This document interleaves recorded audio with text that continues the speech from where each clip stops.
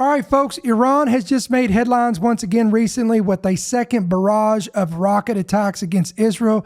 This one has made history. We're going to cover more about that today, but this puts the spotlight on Iran. And today, I want to peel back some layers, some deep layers, and I want to talk about Iran and why they are significant and they're a major player in Bible prophecy. Let's get after it.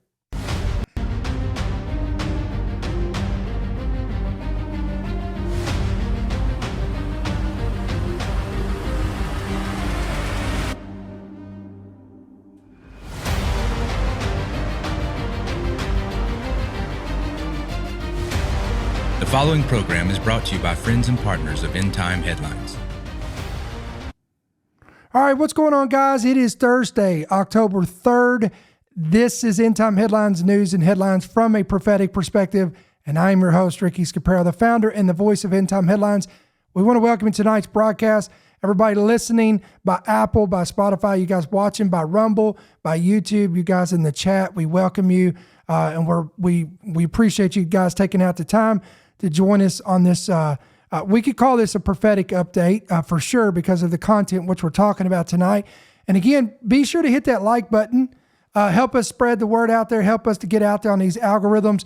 And of course, hit that subscribe button as well. Hit that push notification and go above and beyond. Download our free app. It's available on Apple and Android devices. Again, depending on your device, you can go to your Apple store, your Android store, download it today. Hit yes to push notifications and be squared away and good to go with every headline, every podcast. So guys, again, we thank you for coming on to the broadcast tonight. I'm going to take you to Matthew 24, right off Matthew 24. I'm going to show you a passage of scripture because everything we're going to discuss today is going to fall right into this category. Now, as you know, we've already visited this passage of scripture earlier this week. And here we are back again, and we'll explain why when we get into this thing. Here again, Jesus is at the Mount of Olives. The disciples come to him and ask him, what will be the sign of your coming, the end of the age? Now, if you remember last night, we talked about where Jesus warned about, take heed that no one deceives you, for many will come and deception will rise. We talked about the falling away and the apostasy in the last days. If you didn't watch last night's podcast, it was a good one. You need to go watch that. We also talked about, earlier this week, we talked about the waves and the seas roaring. We talked about how this could literally be fulfilled through catastrophic hurricanes and tsunamis. Now tonight, we're right back here in this passage again, and I want to focus on here. You will hear of wars and rumors of wars, okay? And see that you're not troubled. Again, for all these things must have come to pass, but the end is not yet. For you will hear nation will rise against nation, and you will see kingdom against kingdom. Then we go to Luke 21:25. And there will be signs in the sun, the moon, and the stars. I said there will be signs in the sun, the moon, and the stars. So just a couple of days ago, we know that Iran again unleashed a barrage of rocket attacks, and this is now being called the largest ever barrage of missiles that has been fired at Israel. And now they're coming out warning that a retaliatory strike could warrant further ballistic response. I'm going to pull this up so you can see what I'm looking at here. This is an article from Fox News. Iranian president said during an Asia Cooperation Dialogue Summit this week that Israel must not believe it can act with impunity, according to Reuters. Any type of military attack, terrorist act, or crossing, quote, our red lines, so now Iran is issuing red lines, will be met with a decisive response by our armed forces. Now, this comes following Benjamin Netanyahu's warning, stating that Iran has made a, quote, big mistake and they will pay for it. According to the Times of Israel, Prime Minister Benjamin Netanyahu warned Tehran that it had made a, quote, big mistake and it will pay for it. Again, this follows 181 missiles that were launched during this strike a couple days ago. According to Israeli officials, the Israeli Defense Forces said it had intercepted a large number of them.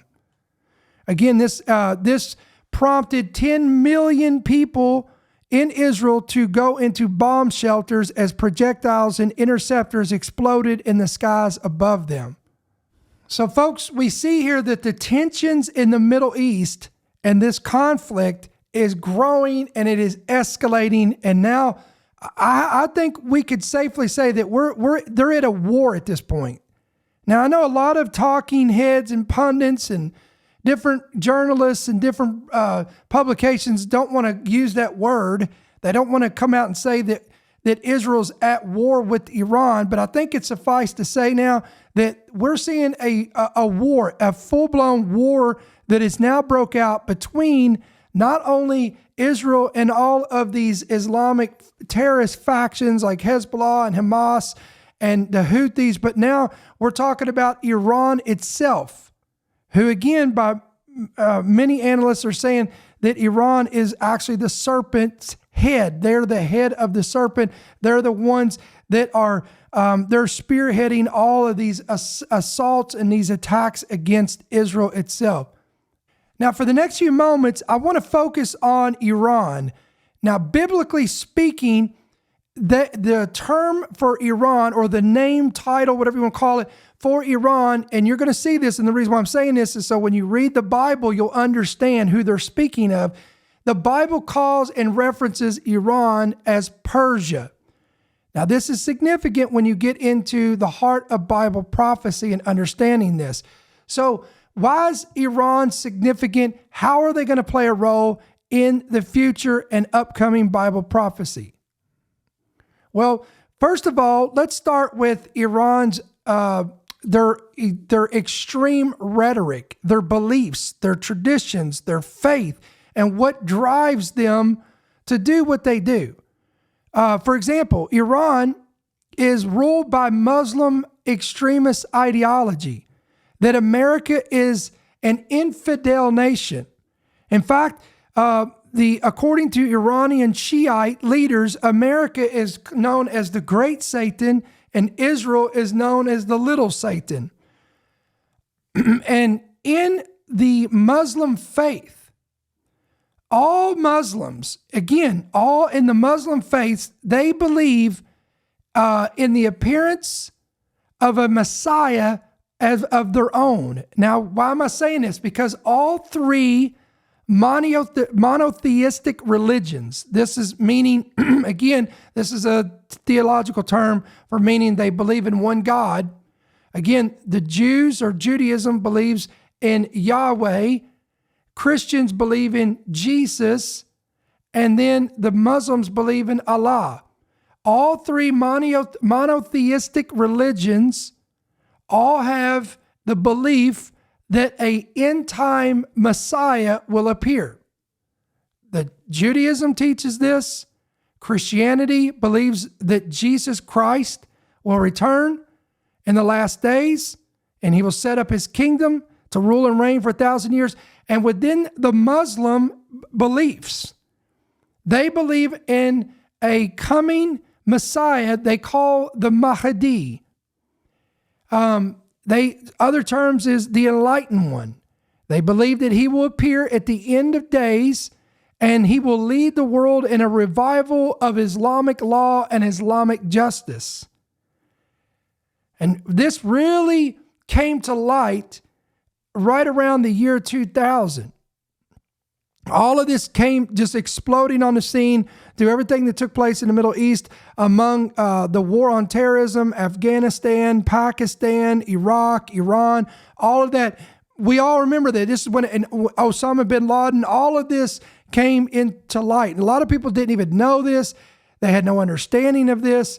But you got to remember, you're talking about billions of people on the face of the earth believe this just as much as you and I believe that Jesus Christ, the King of Kings and the Lord of Lords, is coming back out of heaven, come on, with his saints, according to the book of Jude, to execute judgment upon the ungodly for all their ungodly deeds. Now, here's what you may not know.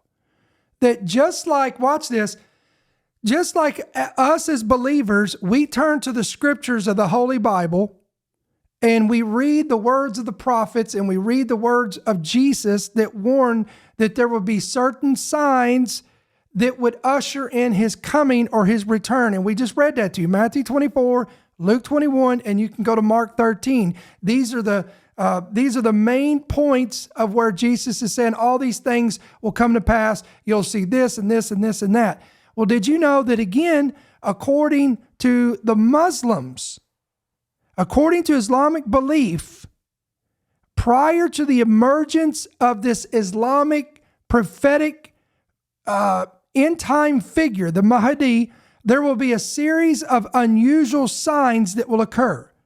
Now, I'm going to give you some of these, and I'm going somewhere with all this, guys, so all this is going to make, the madness will make sense, I promise you.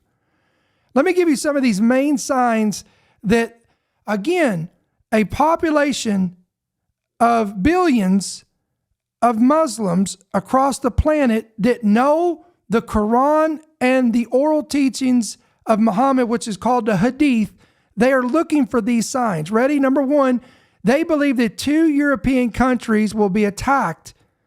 And this, again, will be one of the signs during the last days prior to the Mahdi's appearance. They believe a war between the Eastern powers and the Western powers must occur. They believe the West will be ultimately defeated and the Eastern powers will rise again. Interesting.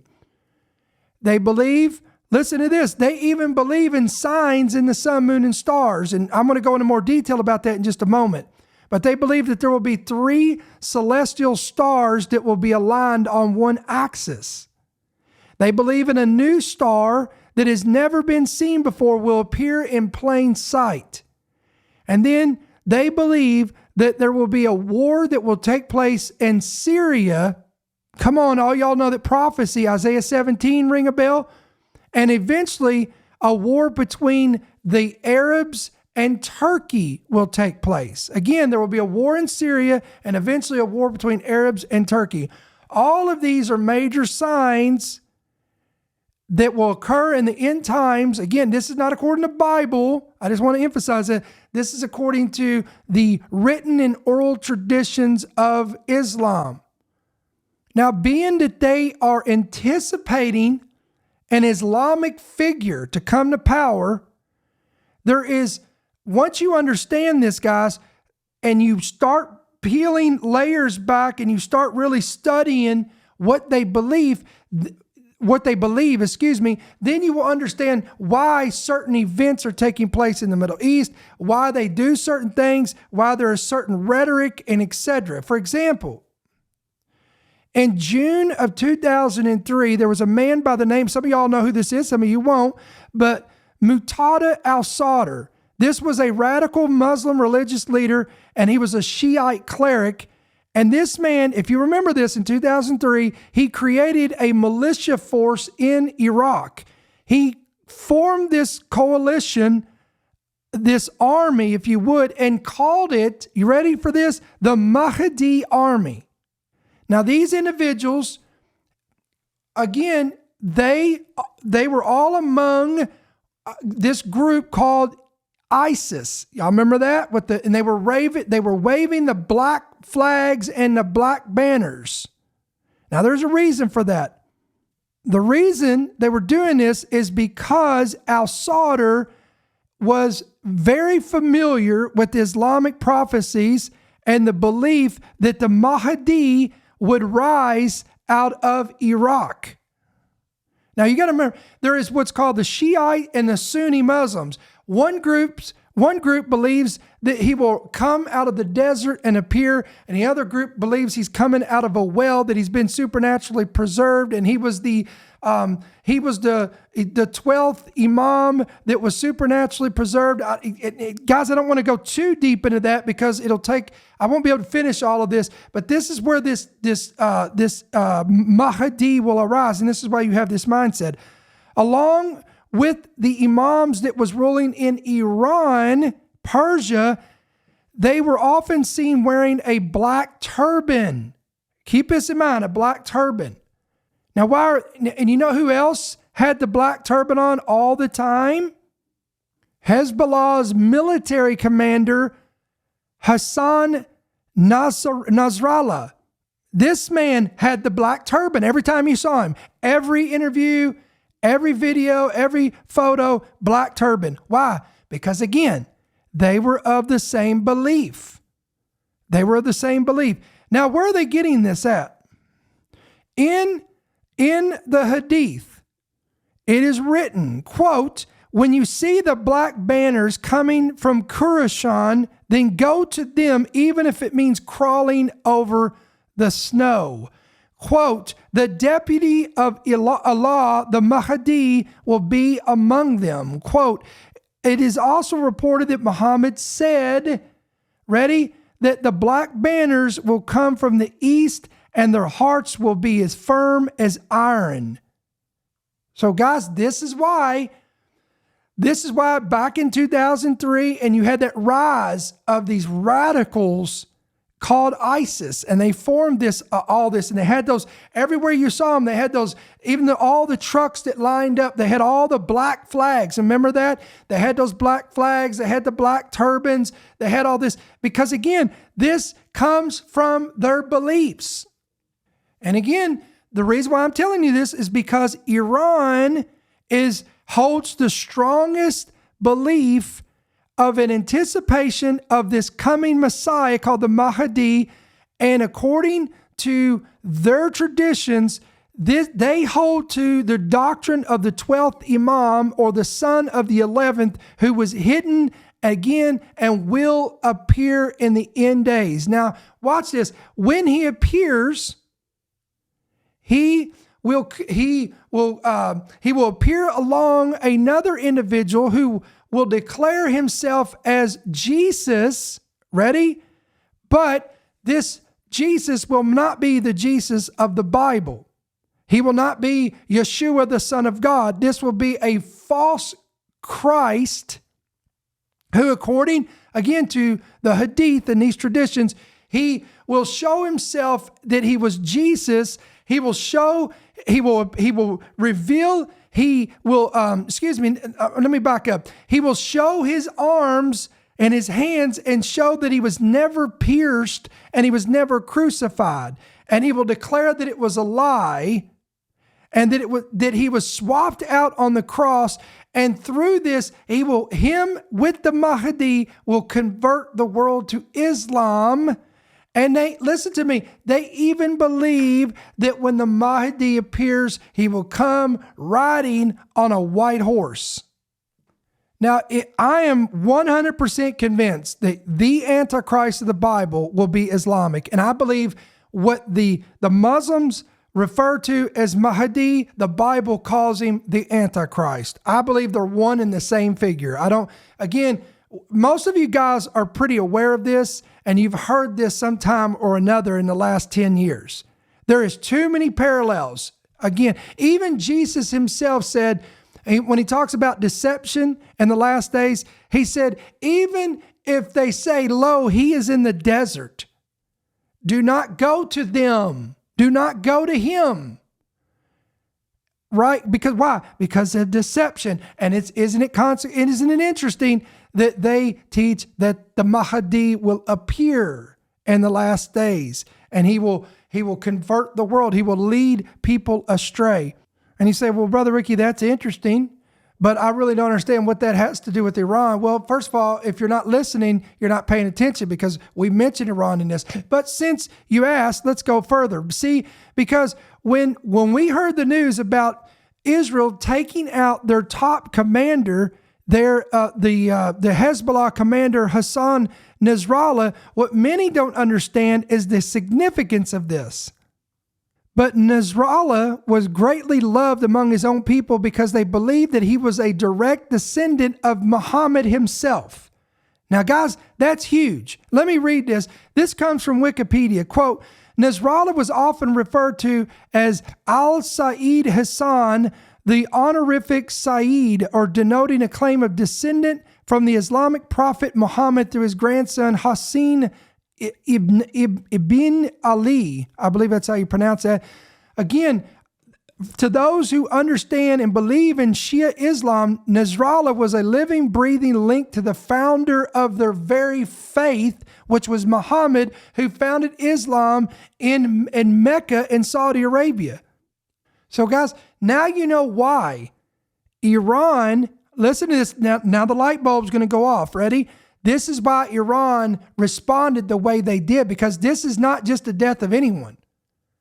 If this guy holds this kind of significance in their faith, this was a huge figure that was just taken out. And this is why Iran is responding the way they are, is because, again, because of the weight of this and the significance of who Nasrallah was. And number two, remember, they believe that there has to be certain wars that's going to take place in the end times that are going to usher in the Mahdi. Now, let me go back to Luke 21. Oh, this is all going to tie in, guys. Luke 21. And there will be signs in the sun, in the moon, and in the stars, and on the earth, distress of nations with perplexity. The sea and the waves roaring, and men's hearts failing from the fear of the expectation of those things which are coming upon the earth. Look at everything that's happened this week. The hurricane, the waves and the seas roaring. Look at the distress of nations and with perplexity that's happening right now. And then you have these signs in the sun, the moon, and the stars. Let me talk about that for a moment. In case you didn't know, the largest solar flare in 7 years has just erupted from the sun. The largest solar flare in 7 years has just erupted from the sun. And according to space.com, this CME, this coronal mass ejection, was the most powerful solar flare since 2017. And this is a colossal X-class eruption. And this thing has already triggered shortwave radio blackouts across Africa and Europe. And they're saying that this is going to, quote, possibly trigger widespread auroras as far as North Texas. And they're saying that we can expect this between October 3rd and October 5th. And again, according to the report, they're calling this a, quote, record-breaking solar flare that was, quote, the most powerful one on this solar cycle so far. It was the most powerful solar flare in over 7 years. Back in 2017, two colossal flares measuring X13.3 and X11.8 were reported in a declining phase of the previous solar cycle. So again, as the reporting of this, the sun has ejected a powerful X-class solar flare that could possibly produce auroras as far as Texas. Now, this also follows on the heels of a solar eclipse that created a, quote, ring of fire in the skies over parts of South America on Wednesday, according to NASA. Again, this just took place yesterday on Wednesday, October 2nd. There was a solar eclipse that took place, and the trajectory of this path was seen again over parts of Easter Island, Argentina, Chile, and different locations. Again, the brunt of this, or the most visibility of this, was South America. So you've got this solar flare, you've got this solar eclipse, then you have this. It is now official. Earth now has 2 moons. Are you kidding me, guys? Solar flare just made history. Strongest one in this solar cycle in 7 years. 7, biblical number, 7. Solar eclipse. Earth now has 2 moons. Then you had this, quote, comet of the century, the C-2023A3, again, that has not been seen since the dawn of creation. Now, this comet, I told you this was significant.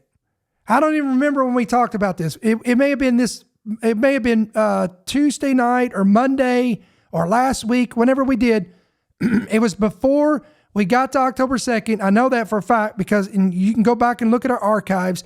And I said, this comet is significant because comets, according to the ancients, are harbingers of war. Now, consequently, this comet made its brightest appearance on October 2nd, and on October 2nd, which was again yesterday, was the official first day as we entered into Rosh Hashanah, or the Feast of Trumpets. I knew that this was significant when I saw that. And again, and isn't it interesting that a day before we enter into Rosh Hashanah, when this comet's already in the heavens, Iran unleashes a rocket barrage against Israel, now escalated. They're saying now that it's going into a full war at this point. So this, guys, I'm telling you, this is not happenstance. God, the heavens are screaming.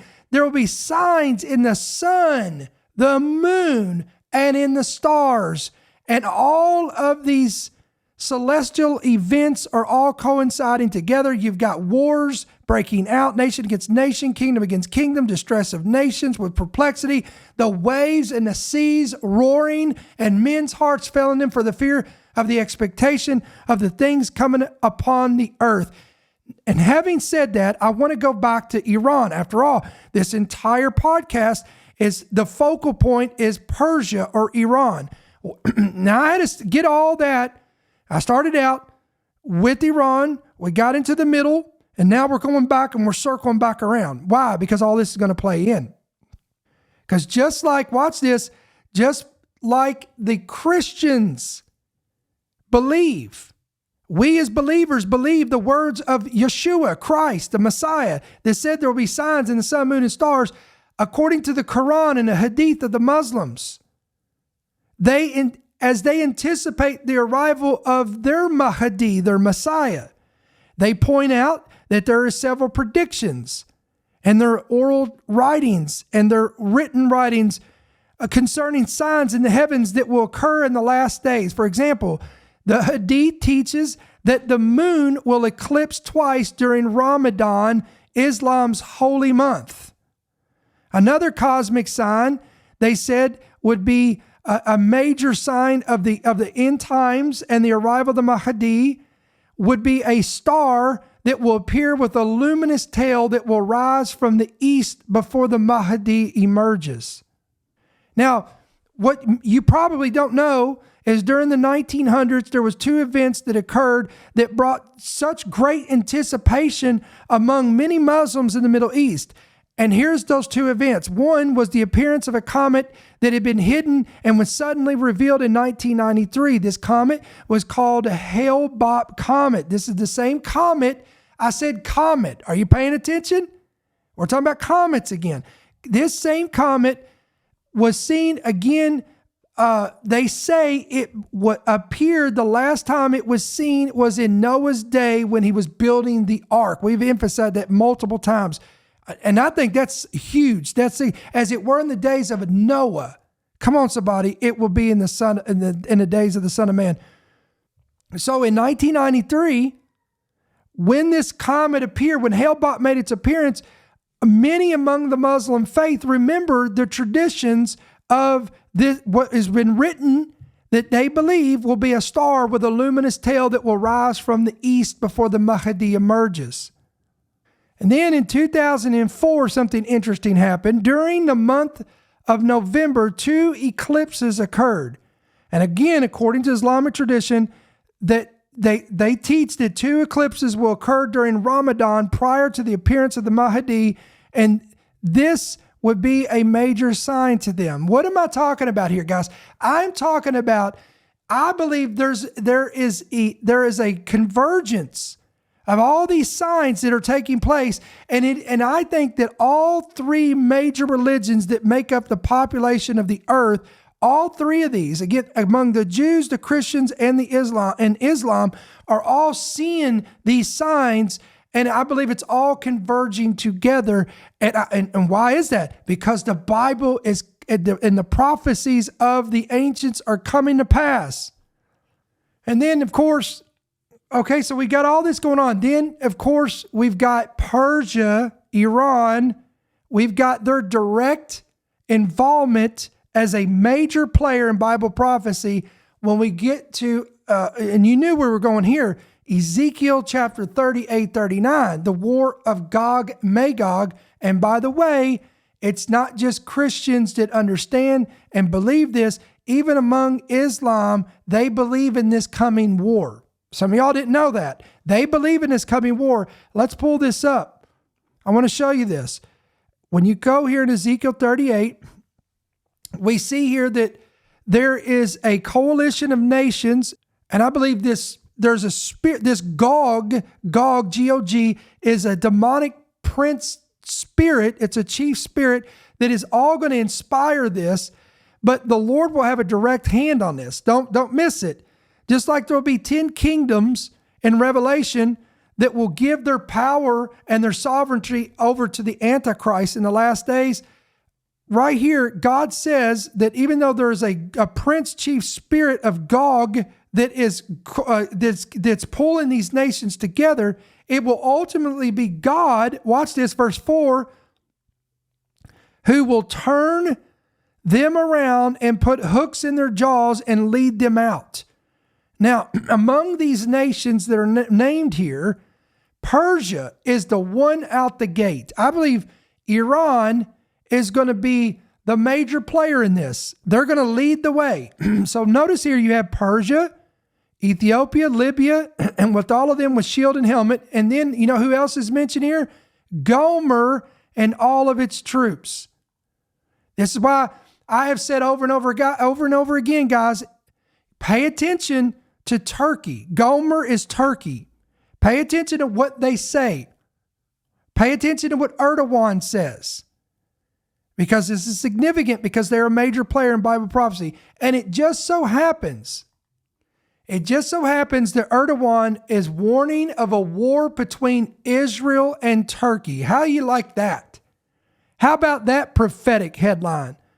Turkish President Erdogan warned of war between Israel and Turkey in his speech at the opening of Parliament on Tuesday, saying, quote, the Israeli leadership acting with delirium of the promised land, listen to this verbiage, and with a purely religious fanaticism, really, as if he's got one to talk about that, will set its sights on our homeland after Palestine and Lebanon. Wow. So Erdogan is saying here that he was telling the people at this parliament that once Israel is finished with, quote, Palestine and Lebanon, they will set their sights upon Turkey. Now, I don't believe that, but now, if there's a reason the Israeli Defense Forces felt like they needed to do that because there was a threat there, then of course.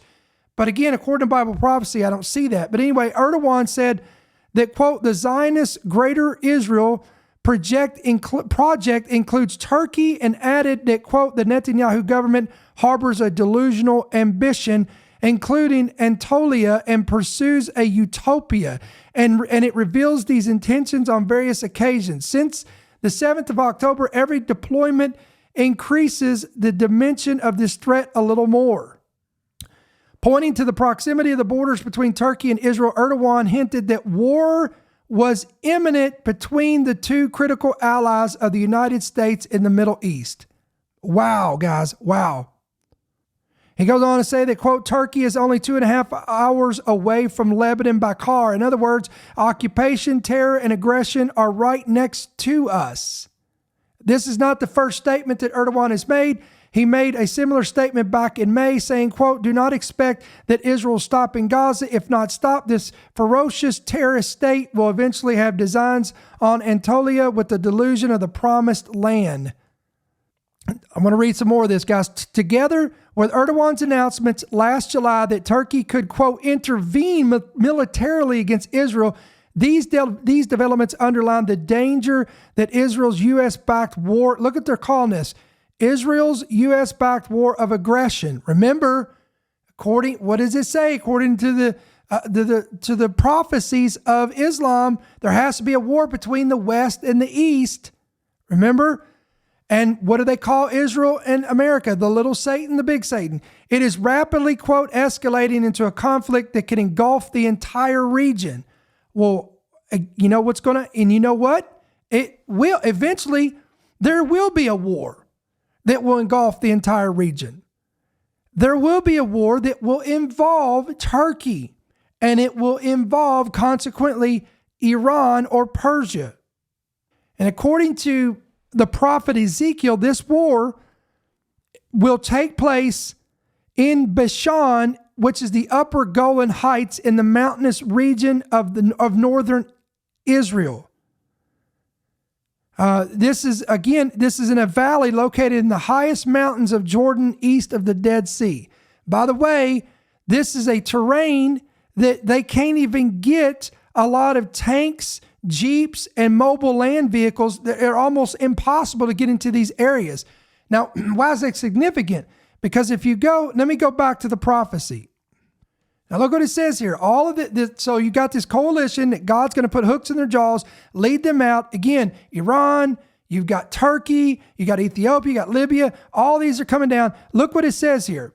All right. It says, you, all your army, your horses and horsemen, all splendidly clothed, and a great company with bucklers and shields, all of them handling swords.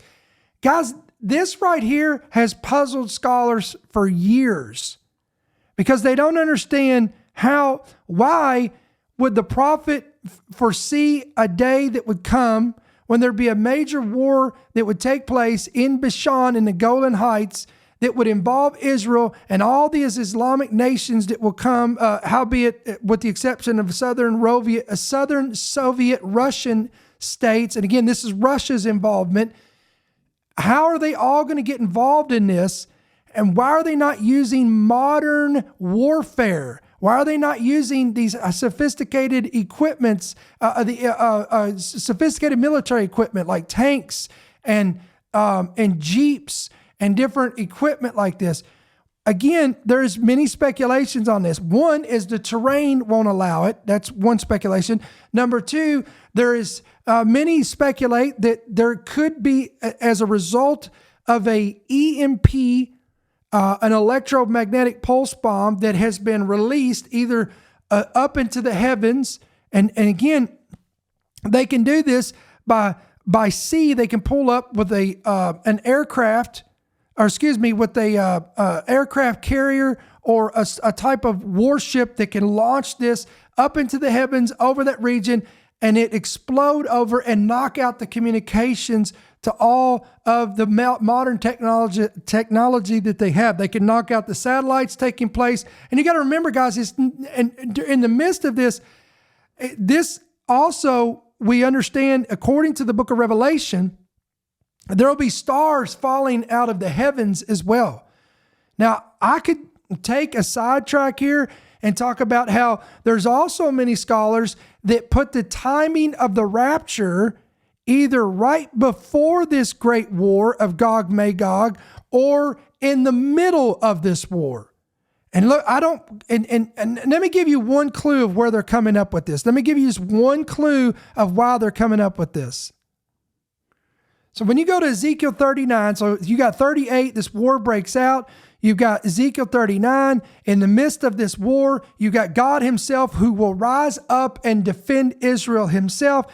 And then you get to verse 9, and it said, then those who dwell in the cities of Israel will go out and set on fire and burn the weapons. This is all the weapons that were used in this war, both the shields and bucklers, the bows and arrows, the javelins and spears. Now pay attention here. And they will make fires with them for 7 years. Now this is interesting because it uses an exact number of years, which consequently is 7 years. So they're having to burn these weapons and set them on fire and make fires that will burn for 7 years. Now, there is speculation that there will be certain biochemical, perhaps nuclear weapons that will take place, and this is why they have to set these on fire, and it will be for 7 years.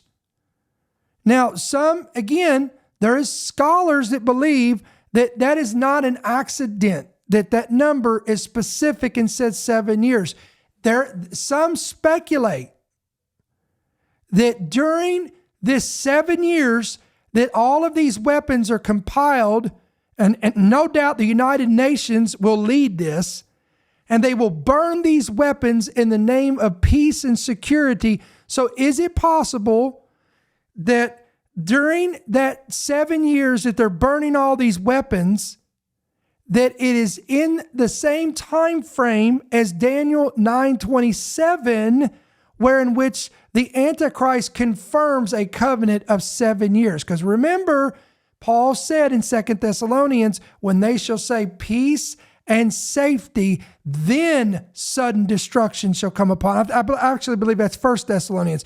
Then peace and safety shall come upon them. Because you got to remember, when this war takes place of Ezekiel 38, it is a time, according to the prophet, when Israel will be dwelling in safety and without gates and bars and security. And we're absolutely not there yet. So guys, this war, Gog-Magog war, this is a future war.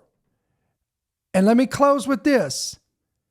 Consequently, we'll pull into this war, and as a major player, and could be the one who spearheads this, will be Iran or Persia. So that's why I say let me say this, three major countries that we need to be paying attention to as believers of Christ, Yeshua, the Mashiach, the Messiah, the King of Kings and the Lord of Lords. If we believe in the words of Messiah, our Messiah,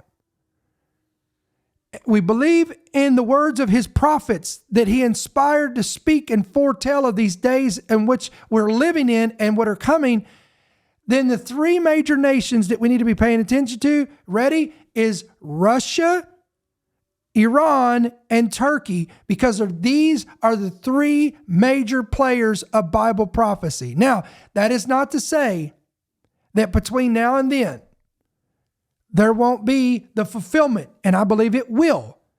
There will be the fulfillment of Psalm 83, which is a coalition of nations that will come against Israel. And in that coalition of Psalm 83 is Syria. And Syria, as well as Iran, has these Islamic beliefs. And Damascus, which is the capital of Israel, according to the prophet Isaiah, said it will become a ruinous heap. And it has to, and that's the only thing to me that makes any sense of why Syria is not directly mentioned by the prophet Ezekiel in this final war of Gog, Magog, Ezekiel 38, 39, that God himself will rise up out of his place and defend Israel and himself. So let's do a real quick recap before we close this. So we know that Iran is making headlines. Iran and Israel. Israel is the fig tree. Jesus said, behold the fig tree, watch it, pay attention to it, examine it, study it. When its leaves become tender, you know that summer is near. Israel is the centerpiece. If I say this all the time, if I was to throw 2,000 puzzle pieces out here on the table, and Israel would be the centerpiece of all the pieces of the puzzle. They would be the one sole piece of the puzzle of prophecy that you need to really be paying attention to. That's what Jesus told us. Even Peter in Acts chapter 3, when he got up, he said that all of heaven is restraining Jesus from returning until all things be fulfilled that was spoken of by the prophets. And spoken about what? Everything that was centered around Israel, the restoration of Israel, the reconciliation of Israel, the people returning to their homeland, that they would blossom again. They would come back from the dead, literally fulfilling Ezekiel chapter 37, the dead man's bones. They would be reborn as a nation in one day. Jerusalem would be reinstated as the capital. All these things had to happen for prophecy to completely come to fulfillment. And you know what? All of that has been fulfilled. So we really are, guys, in the last grains of the hourglass. We're in the last seconds of the last minute of the last hour before that clock strikes midnight. And Jesus said in Luke 21:28, he said, when you begin to see all of these things coming to pass, lift up your heads, and look up, for your redemption is surely drawing near. So again, we wanted to recap that. Iran is making headlines, and they're a major player in Bible prophecy. They have beliefs of prophetic implications in the end times. They believe in a Messiah that's coming, which I believe the Bible identifies this man as the Antichrist. They believe there will have to be major wars take place. They believe that there's going to be signs in the cosmos, signs in the heavens, just like the believers of Christianity believe it. Everything is coming to pass, and they are a major player in the future in a battle called War of Gog and Magog. Guys, please share this, hit the like button, subscribe, hit that bell notification, do all of this, get the word out. Again, download our free app. You can get it today. If you go under the description of this video, there's a link that says download our free app. Click on the link and you can get it today. Go to the Apple Store, go to the Play Store. Again, make sure you hit yes to push notifications so you can be notified. And of course, guys, if this ministry is a blessing to you, it informs you, it equips you, it edifies you. This is your home church. Whatever your relationship is, pray about it. Pray about becoming a monthly partner. You can do that several different ways. Electronically, you can either give through the website, you can give through the app. It's right there. It's easy to do.